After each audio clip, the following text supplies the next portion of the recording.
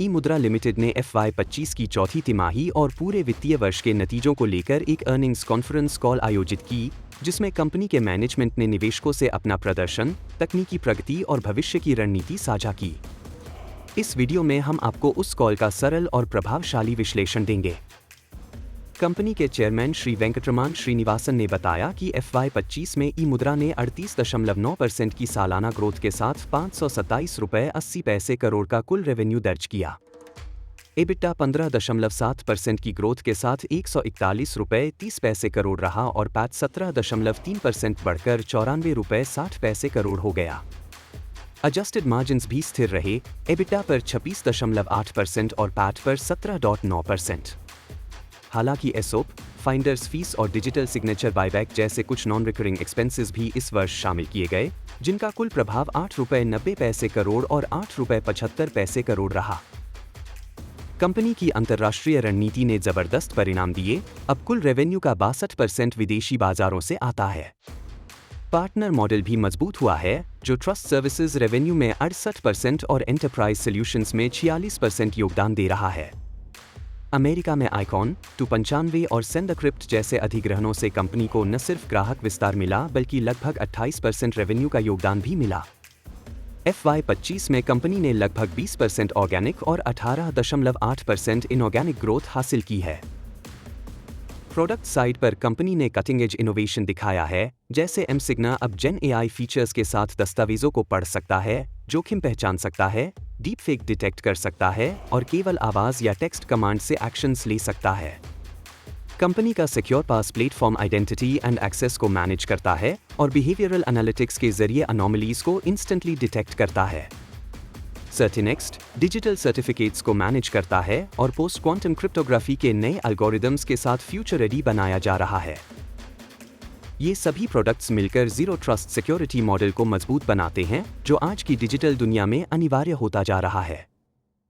CFO Shri Ritesh राज परियानी ने बताया कि Q4 FY25 में कंपनी ने 149 रुपये 20 पैसे करोड़ का रेवेन्यू कमाया, जिसमें पैट 24 रुपये 30 पैसे करोड़ रहा।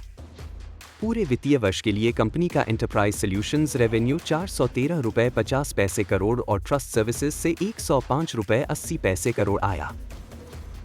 भारत में खासकर Q4 में सरकार और BFSI सेक्टर से मजबूत ऑर्डर बुक रही, जिसकी वजह थी अंतिम तिमाही में बजट एग्जॉशन और रिमोट साइनिंग के बढ़ते यूज केसेस। हालांकि बड़े सरकारी कॉन्ट्रैक्ट्स के कारण रिसीवेबल्स की वैल्यू थोड़ी बढ़ी है, लेकिन डेज आउटस्टैंडिंग लगभग स्थिर हैं, 94-95 दिन। पोस्ट क्वांटम क्रिप्टोग्राफी कंपनी के प्रोडक्ट्स में इंटीग्रेट किया जा चुका है, मोबाइल PKI भी विकसित हो चुका है और कुछ देशों जैसे इंडोनेशिया में रोल आउट की तैयारी है। होमोमॉर्फिक एन्क्रिप्शन भी लगभग तैयार है और आने वाले 3-6 महीनों में पूरी तरह इंटीग्रेट होने की संभावना है। कैश बैलेंस 188 रुपये करोड़ के आसपास है, जिसका उपयोग कंपनी नए एक्विजिशंस और R&D पर करेगी। लगभग 7-9% खर्च नए प्रोडक्ट डेवलपमेंट पर होगा। अमेरिका में प्राइवेट PKI डिमांड तेजी से बढ़ रही है और कंपनी कई POC पूरे कर चुकी है। कई ग्राहक एमसिग्ना और PKI सॉल्यूशंस एक्टिवली यूज कर रहे हैं। कंपनी के पार्टनर फर्स्ट अप्रोच से पार्टनर कंट्रीब्यूशन में वृद्धि हुई है, जिससे बड़ी मात्रा में लीड्स आ रही हैं। अब कंपनी 3 दफा रणनीति पर काम कर रही है, ग्लोबल पार्टनर एक्सपेंशन, भारत में SMB नेटवर्क निर्माण और AI driven brand building. FY26 के लिए कंपनी ने 25-30% रेवेन्यू ग्रोथ का लक्ष्य रखा है, जिसमें ऑर्गेनिक और इनऑर्गेनिक दोनों प्रकार की ग्रोथ शामिल होगी। साथ ही एबिटा और पैट मार्जिन्स को मौजूदा स्तर पर बनाए रखने का प्रयास होगा। कुल मिलाकर ई मुद्रा एक technology driven cyber security company के रूप में विश्व स्तर पर अपनी पहचान मजबूत कर रही है। इसके नवाचार, अंतर्राष्ट्रीय विस्तार और मजबूत ग्राहक आधार कंपनी को दीर्घकालिक ग्रोथ की ओर ले जा रहे हैं। अगर आप डिजिटल ट्रांसफॉर्मेशन, साइबर सिक्योरिटी या ई-सिग्नेचर से जुड़े स्टॉक्स में निवेश की सोच रहे हैं, तो ई मुद्रा की ये कॉन कॉल आपके लिए अहम जानकारियां लेकर आई है। यह वीडियो केवल निवेश जागरूकता और शैक्षणिक उद्देश्य से है। निवेश करने से पहले अपनी रिसर्च जरूर करें या किसी रजिस्टर्ड निवेश सलाहकार से सलाह लें।